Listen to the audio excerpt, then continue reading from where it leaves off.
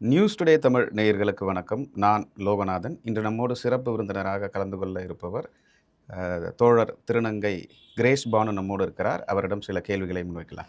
Madam வணக்கம். வணக்கம். இந்த டிரான்ஜெண்டர் சட்ட திருத்த மசோதா சமீபத்தில் நிறைவேச்சு. உங்கள் சமூகம் சார்ந்த ஒட்டுமொத்த நபரும் கொதித்தெழுந்து ஒரு பிரச்சனையை பெருசாக கொண்டு வந்தீங்க. இருந்தாலும் அந்த சட்ட திருத்த மசோதாவாக நிறைவேற்றப்பட்டிருக்கு. ஏன் இவ்வளோ எதிர்ப்பு இருக்குது? என்ன அதில் ஸ்பெஷலாக இருக்குது? ஆக்சுவலி ஒரு சட்டமோ இல்லை ஒரு பாலிசியோ வந்து நாம் மக்களுக்காக கிரியேட் பண்ணுறோம் அப்படின்னா அது மக்களுக்காக இருக்கணும், மக்களுக்கு பயன்படுகின்ற வகையில் இருக்கணும், இல்லை அந்த மக்களை எம்பவர் செய்கிறதுக்கான ஒரு முயற்சியாக அது இருக்கணும். ஆனால் இந்த மசோதா முழுக்க முழுக்க மக்களுக்கான ஒரு மசோதாக இல்லை, மக்களுக்கு எதிரான ஒரு மசோதாவை தான் நாங்கள் பார்க்குறோம்.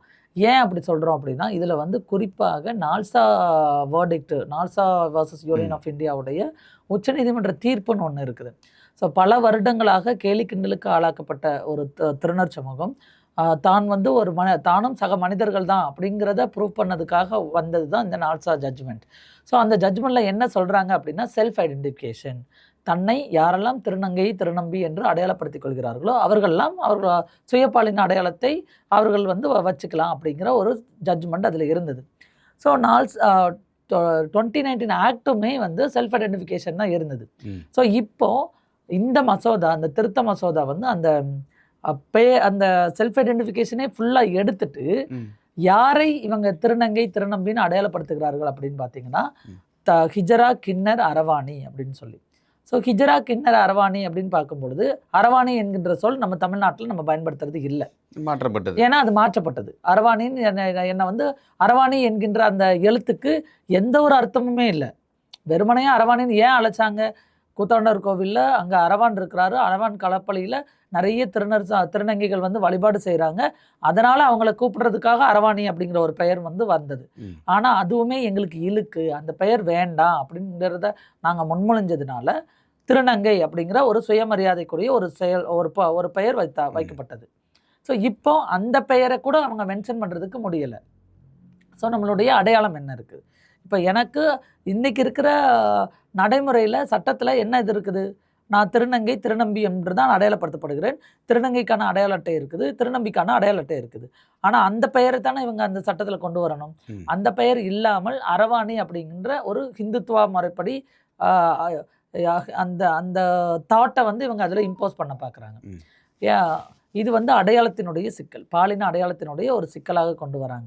அதுக்கப்புறம் பார்த்தீங்கன்னா, இதில் திருநம்பிகளை பற்றி எந்த வார்த்தைகளும் பேசப்படலை. ஸோ ஒரு எழுத்து கூட இது திருநம்பிகளை சேர்க்கிறார்களா இல்லை சேர்க்கலையா, திருநம்பிகளுக்கான வரையறை என்ன, அதை பற்றி அவங்க வரையறுக்கப்படலை. அண்ட் இதில் இன்னும் முக்கியமான விஷயங்கள்னு பார்க்கும் பொழுது, இப்போ தன்னை வந்து ஒரு திருநங்கையாகவோ திருநம்பியாகவோ அடையாளப்படுத்தக்கூடிய நபர் ஸ்க்ரீனிங் கமிட்டி, மெடிக்கல் கமிட்டி முன்னாடி அவங்க வந்து நிர்வாணமாக நின்று மெடிக்கல் கமிட்டி வந்து அவங்கள சோதனை செஞ்சு அதுக்கப்புறம் அவங்க வந்து சர்டிஃபிகேட் கொடுப்பாங்க. ஒரு நபரா இல்லை மல்டிபிள் அது சொல்ல முடியாது. ஸோ அது வந்து இட் ஷுட் பி மெடிக்கல் ப்ராக்டிஷனராக இருக்கலாம், இல்லை மெடிக்கல் போர்டில் இருக்கிற டைரக்டர்ஸாக இருக்கலாம், யாராக வேணாலும் இருக்கலாம். அந்த டிஸ்ட்ரிக்ட் மேஜிஸ்ட்ரேட்டுக்கும் அதிகாரம் கொடுக்குறாங்க. சாதாரண ஒரு அடையாள அட்டை கொடுக்கறதுக்கு இவ்வளோ பெரிய கமிட்டி வைப்பாங்களா? இவ்வளோ டெஸ்டிங் ஸ்க்ரீனிங் வைப்பாங்களா? அதுக்கான தேவை என்ன? ஏன் அரசாங்கம் செய்யணும்? என்ன காரணம்? ஏன்னா இவங்க சொல்கிற காரணம், ஃபேக் ட்ரான்ஸை நாங்கள் வந்து ஃபில்டர் பண்ண போகிறோம் அப்படின்னு. அதாவது போலி திருநங்கைகள் நிறைய பேர் இருக்கிறாங்க அந்த இல்லையே. இங்க நீங்க எடுத்து பாப்புலேஷன் எடுத்து பாருங்க. அப்புறம் ஏன் ஒரு சட்டம் கொண்டு வரணும், அதுக்கு இவ்வளவு ரெஸ்ட்ரிக்ஷன் வைக்கணும்? மேபி யாருன்னா பண்ணிருக்கலாம், அது வந்து பாதிக்கப்பட்ட நபர்கள் மூலம் கம்ப்ளைண்டா போயிருக்கலாம், அதனால செஞ்சிருக்கிறதுக்கு வாய்ப்பு இருக்கு. இல்லையே, அந்த மாதிரியாவது இருக்கணும்ல. ஸோ எதனால இந்த சட்டம் கொண்டு வந்தாங்கிற கிளியரன்ஸே இல்லைல்ல. ஒன்று நேஷ்னல் கவுன்சில் போர்டுன்னு ஒன்று இருக்குது, நேஷ்னல் டிரான்ஜெண்டர் கவுன்சில் போர்டுன்னு ஒன்று இருக்குது. அவங்க கிட்ட டிஸ்கஸ் பண்ணியிருக்கணும் இந்த மாதிரி ஒரு சிக்கல் வந்துடும்.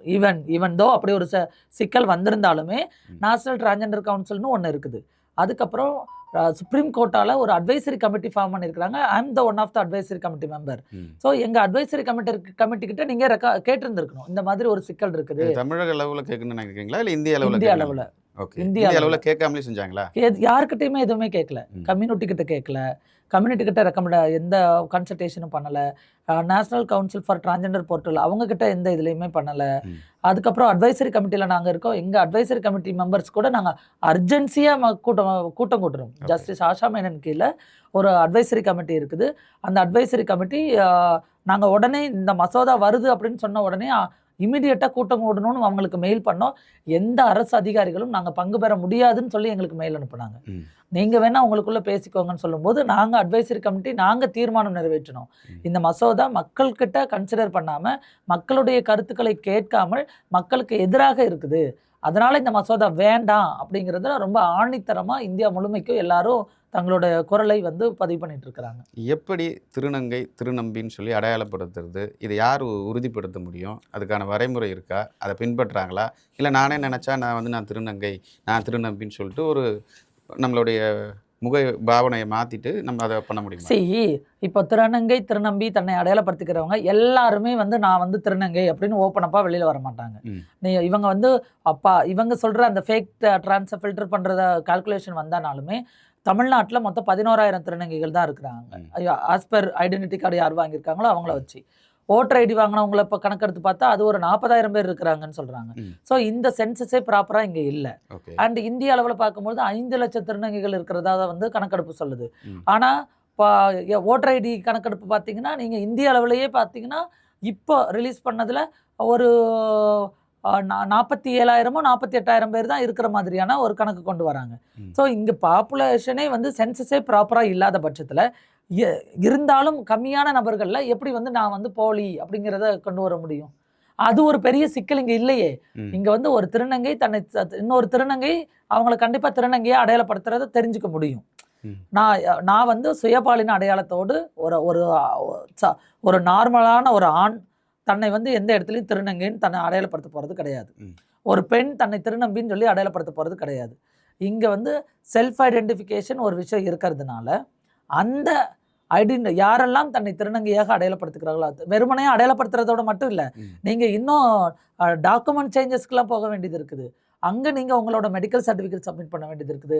ஹார்மோன் தெரப்பி, இல்ல செக்ஸ் ரீஅசைன்மென்ட் தெரப்பி, லேசர் தெரப்பி இந்த மாதிரியான தெரப்பிலாம் நீங்க எடுத்திருக்கீங்களான்லாம் உங்க சப்மிட் பண்ண வேண்டியது இருக்கு. ம். ஸோ அப்படி இவ்வளோ ரெஸ்ட்ரிக்ஷன் வச்சுட்டு இருக்கும்போது அவ்வளோ ஈஸியாலாம் வந்து ஒரு ஒரு இவ்வளோ ஆண் வந்து ரெஸ்ட்ரிக்ஷனுக்கு பிறகு தான் வந்து அந்த கார்டே தராங்க. அந்த கார்டை தராங்க. ம். அப்போ இந்த ரெஸ்ட்ரிக்ஷன் இல்லாமல் இன்னும் ஃபில்ட்ரேஷனுக்காக ஸ்கிரீனிங் கமிட்டி ஏன் பண்றாங்க? ஸோ அது இருக்கக்கூடாது அப்படிங்கிறது தான் நம்மளோட ஆணித்தரமான ஒரு கோரிக்கை. ஓகே. உங்களுடைய கோரிக்கைய அரசியல் கட்சிகள் எப்படி பார்த்தாங்க? எந்த கண்ணோட்டத்துல அணுகுனாங்க? முயற்சி பண்ணாங்களா? இதுக்கு எதிர்ப்பு தெரிவிச்சாங்களா? இல்லையா? ஸோ அரசியல் கட்சிகள் இந்த மசோதா வந்து ஒரு 12 நாளுக்குள்ளாவே நிறைவேற்றப்பட்டது லோக்சபா அண்ட் ராஜ்யசபால. ம். ஸோ இந்த 12 நாள்ல நாங்க மேக்ஸிமம் எவ்வளோ தூரம் எல்லா எம்பிசியும் மீட் பண்ண முடியுமோ எல்லாம் அவங்கள பேசி அவங்க குரல் வாக்கெடுப்பு நடக்கும்போது நீங்க இருங்கன்னு சொல்லி நாங்க புஷ் பண்ணியிருந்தோம்.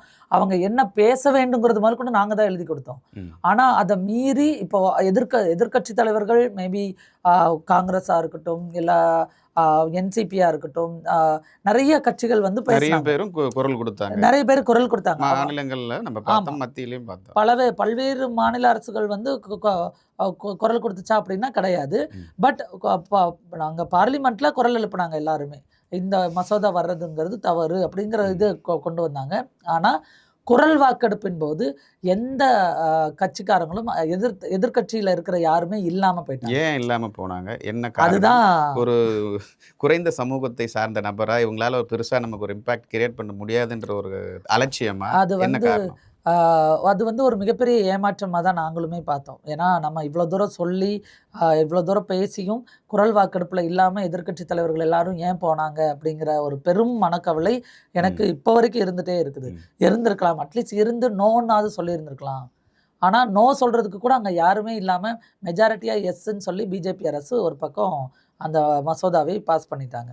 ம். ஸோ இவர் எதிர்க்கட்சி தலைவர் ராகுல் காந்தி இவங்கெல்லாம் வந்து ட்வீட் போட்டாங்க.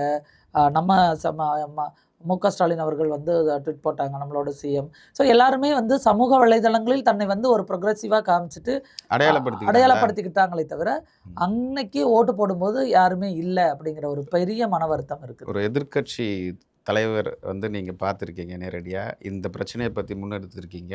அவர்ட்ட விளக்கமா சொல்லியும் இருக்கீங்க. எதிர்க்கட்சி தலைவர் தங்களுடைய கட்சி மெம்பர்ஸ வந்து ஏன் பேச வைக்கல? இல்ல அவங்க பேச வச்சாங்க. ம். இப்போ எதிர்க்கட்சி தலைவர் நம்ம ராகுல் காந்தி அவங்கள பார்க்க போகும்போது, இப்ப ஐஎன்சியோட நம்ம கரூர் எம்பி ஜோதிமணி அவங்க தான் அவங்க ம். கட்சி சார்பா பேசுனாங்க. அப்புறம் மகாராஷ்டிரால இருக்கிற இன்னொரு எம்பி அவங்க பேசுனாங்க. ஸோ அவங்க கட்சி சார்பா பேசுனவங்க எல்லாரும் பேசுனாங்க. நான் சொல்றது குரல் வாக்கெடுப்பு. இறுதியில குரல் அதுதாங்க வாக்கெடுப்பு சொல்றேன். நடக்கும்போது அதுதான் நான் கேள்வி அதுல கேட்கிறேன். இல்ல. ஏன் இல்ல? ஏன் இல்லாம போனாங்கன்னு அவங்க கிட்ட தான் கேட்கணும். Okay, okay. ஏன்னா எங்களுக்கு வந்து அது பெரிய ஏமாற்றமாக இருந்தது. அவங்களுக்கு ஒரு பெரிய விஷயமா தெரியல. அவங்களுக்கு அது ஒரு பெரிய விஷயமா தெரியலையா? டிரான்ஸ்ஜெண்டர் சமூகத்த இல்ல பெருசா மதிக்கல இந்த இல்ல கட்சியில. நம்ம வந்து கடமைக்கு ஒரு விஷயத்த செஞ்சுட்டோம். ம். நாம கடமைக்கு இத பேசிட்டோம். அப்படிங்கிற எண்ணத்துல பேசிட்டாங்களோ என்னமோ தெரியல. ம். பட் நாங்க தீர்க்கமா நம்பினோம். இவங்க இருப்பாங்க. நின்னு எங்களுக்காக ஃபைட் பண்ணுவாங்கன்னு பார்த்தோம். பட் நோபடி இஸ் நாட் அது அவங்க யாருமே வந்து ஃபைட் பண்ணல அப்படிங்கிறது. ம். எல்லாரும் குரல் கொடுத்தாங்க. எங்களுக்கு ஆதரவாக குரல் கொடுத்தாங்களே தவிர, கடமைக்கு. கடமைக்கு அத செஞ்சாங்களே தவிர, ம். ஃபுல்லியா அவங்க சப்போர்ட்டிவா இல்ல அப்படிங்கிறது தான். ஸோ அதனால தான் இந்த மசோதா வேற பாஸ் என்ன ஆச்சு. சிக்கல் இந்த சட்டம் வந்துருச்சு? என்ன சிக்கல் நடைபெறும் இந்த ஸோ சமூகத்திற்கு? இப்போ 2008 நம்ம தமிழ்நாட்டுல திருநங்கை நலவாரியம் உருவாக்கப்பட்டது. ஸோ மாண்புமிகு கலைஞர் அவர்களால் ம். உருவாக்கப்பட்ட நலவாரியம். அப்போ நீங்க பார்த்தீங்கன்னா, எங்களுக்கு அடையாள அட்டை எப்படி குடுத்தாங்க அப்படின்னா, ஒரு இப்போ ஃபார் எக்ஸாம்பிள் நான் அடையாள அட்டை அப்ளை பண்றேன் அப்படின்னா, ம். ஒரு சோசியல் வெல்ஃபேர் ஆஃபீசர் இருப்பாங்க. ஒரு டிரான்ஸ்ஜெண்டர் கம்யூனிட்டிலேருந்து டிரான்ஸ்ஜெண்டர் வெல்ஃபேர் போர்டுல யார் இருக்காங்களோ அந்த ஒரு வெல்ஃபேர் போர்டு மெம்பர் இருப்பாங்க. அப்புறம் கம்யூனிட்டியை சார்ந்த யாராவது ஒருத்தங்க இருப்பாங்க. அதுக்கப்புறம் மெடிக்கல் ஆஃபீஸர்ஸ் இருப்பாங்க. ம். மெடிக்கல் ஆஃபீஸர்ஸ் கூட மேபி ஸ்டூடெண்ட்ஸ் கூட இருக்கலாம். ம். இப்படியெல்லாம் இவங்க மத்தியில நாங்க வந்து நிர்வாணமாக நின்று ம். அவர்கள் கேட்கின்ற கேள்விகளுக்கு எல்லாத்துக்கும் நாங்க பதில் சொல்லணும். அண்ட் எங்களுடைய உறுப்புகளை எல்லாத்தையும் அவங்க டச் பண்ணி தொட்டு பார்ப்பாங்க. அண்ட் அதில் என்ன மாதிரியான ஃபீலிங்ஸ் இருக்குது, எப்படிலாம் ஃபீலிங்ஸ் உணர்றீங்கங்கிற ஒரு கொடூரமான செயலெல்லாம் செஞ்சு அதன் அடிப்படையில் தான் எங்களுக்கு அடையாள அட்டை வழங்கப்பட்டது. அதுவே கொடூரம்னா, இப்ப நீங்க சொல்றதுக்கு எதுக்கு வித்தியாசம் இல்லையே? அதுதான் இப்போ. ஏன்னா ம். அதை வேண்டான்னு சொல்லி மாற்றி ஃபைட் பண்ணி தான் நாங்கள் 2014 செல்ஃப் ஐடென்டிஃபிகேஷன் அப்படிங்கிற ஒரு விஷயத்தை கொண்டு வந்து நிப்பாட்டணும். இப்போ மறுபடியும் பழைய நிலைக்கே தள்ளப்படுகிற ஒரு சூழல் வந்திருக்கிறதுனால தான் ம். ஒரு மிகப்பெரிய வேதனையை இந்த சமூகத்தின் முன்னாடி வச்சுட்டே இருக்கோம். உங்கள் கண்ணு முன்னாடி ஒரு சக மனித உயிருக்கு அவங்க தன்னுடைய பாலின அடையாளத்தை காமிக்கிறதுக்காக எப்படி வந்து அவங்களோட அனுமதியே இல்லாமல் நியூடாக நிற்க வச்சு செக் பண்ணுறது அப்படிங்கிறது ஒரு மிகப்பெரிய வழி இல்லையா? ஸோ அதனால தான் மற்ற எல்லாரும் இதற்காக குரல் கொடுக்கணும்.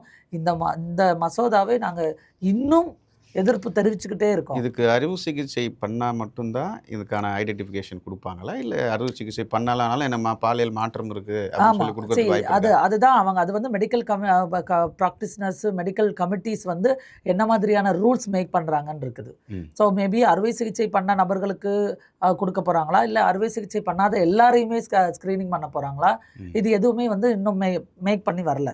ஸோ டீட்டெயில்டா இவங்க சொல்ற ஒரு விஷயம், இந்த மெடிக்கல் கமிட்டிகிட்ட இருந்து சர்டிஃபிகேட் வாங்கிட்டு வரணும். ம். ஸோ அந்த சர்டிஃபிகேட் வாங்கினா தான் என்னோட ஜெண்டரை நான் சேஞ்ச் பண்ண முடியும் ஓகே. அப்படிங்கிறது. இப்ப தவறுதலா பயன்படுத்தி அரசினுடைய நலத்திட்டங்கள பெறுவதற்காக இந்த திருநங்கை சான்றிதழ்கள வாங்கிட்டு மாறுறாங்க அப்படின்ற ஒரு குற்றச்சாட்டு வைக்கிறாங்க. இத எப்படி பார்க்குறீங்க?